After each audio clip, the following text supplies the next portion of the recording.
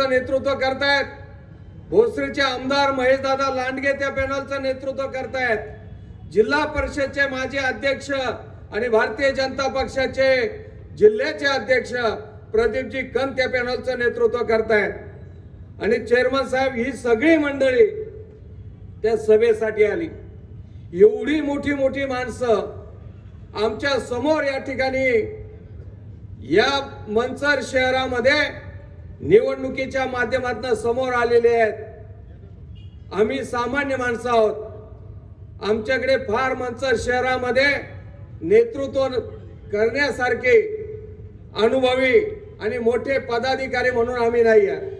मी साधा एक पंचायत समितीचा माजी सदस्य, बाळासाहेब बाणखेले माजी सरपंच, आम्ही दोघे स्थानिक. आणि चेअरमन साहेब तुम्ही मार्गदर्शन करतायत, आमचे जिल्हा प्रमुख सुरेश भोर मार्गदर्शन करतायत. मी मध्यंतरी सांगितलं, आपल्याही काही कार्यकर्त्यांनी विचारलं की देवदत्तजी निकम यांचा फोटो बोर्डवरती नाहीये, पत्रकावरती नाहीये. आमच्या काही शिवसैनिकांनी विचारलं, सुरेश भाऊंचा फोटो आपल्या पत्रकांवर नाही, बोर्डवरती नाहीये.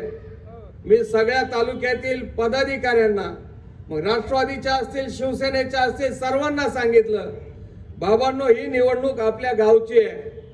ज्या वेळेस गावची निवडणूक होते त्यावेळेस ग्रामपंचायत सारखं वातावरण आहे. आज जरी आमची नगरपंचायत झाली असली तरी देखील फार मोठं शहर नाही. मंचरपेक्षा मोठी मोठी शहरं आजही महाराष्ट्रामध्ये अस्तित्वात आहेत, त्यांच्या ग्रामपंचायती आहेत.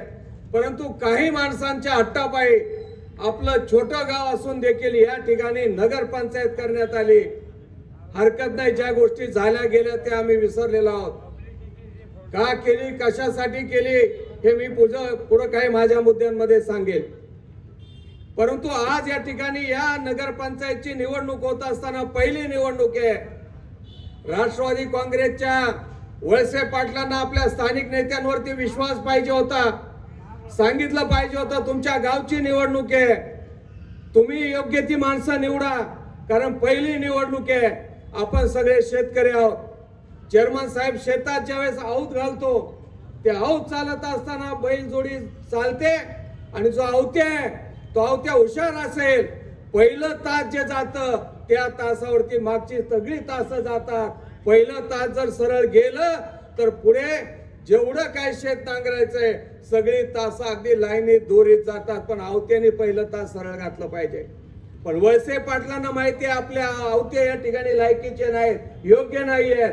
त्यांनी त्यांच्या हातात आऊत दिलं नाही, स्वतः सगळा कासा हातात घेतला. आणि बांधवांनो, आश्चर्याची गोष्ट, सगळे उमेदवार महिनाभर स्वतः मुलाखती घेत राहिले.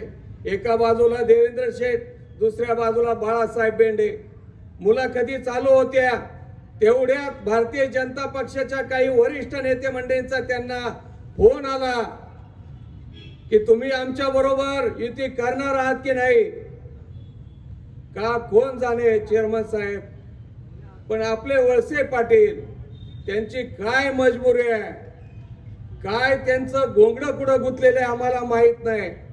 मागे विधानसभा निवडणुकीच्या आधी असंच घडलं की ज्या पवार साहेबांनी त्यांना बोटाला धरून राजकारणात आणलं, स्वतःच्या पुतण्याला जेवढी पदं दिली नाही, स्वतःच्या मुलीला जेवढी पदं दिली नाहीत, ते स्वतः सांगायचे की राज्यात यशवंतराव चव्हाण मंत्री झाले, त्यांना पहिला राज्यमंत्रीपद दिलं. वसंतदादा पाटील झाले पहिले मंत्री, त्यांना राज्यमंत्रीपद दिलं. पण मी असा मंत्री आहे की पवार साहेबांनी मला डायरेक्ट कॅबिनेट मंत्रीपद दिलं. एवढं स्वतः वळसे पाटील सांगत होते आणि स्वतः मानसपुत्र असल्यासारखे वागत होते. पण काय मजबुरी आड आली आम्हाला माहित नाही. अनेक लोक काय काय बोलतात, पण या निवडणुकीत आम्ही तो विषय काढणार नाही. काहीतरी घोंगडं नक्की गुंतलेलं आहे. पवार साहेबांची साथ सोडली आणि अजित पवारांच्या गटामध्ये राष्ट्रवादीचे 2 तुकडे झाले, त्याच्यात सामील झाले.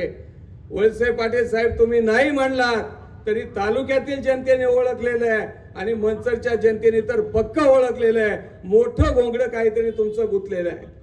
मग आता या मंचरच्या निवडणुकीत सुद्धा भारतीय जनता पक्षाच्या वरिष्ठांचा फोन आला. तसं पाहिलं तर आम्हाला सगळ्यांना माहिती आहे मंचर शहरात भारतीय जनता पक्षाची ताकद किती आहे. कार्यकर्ते बिचारे काम करतायत, प्रामाणिकपणाने काम करतायत, पण अजून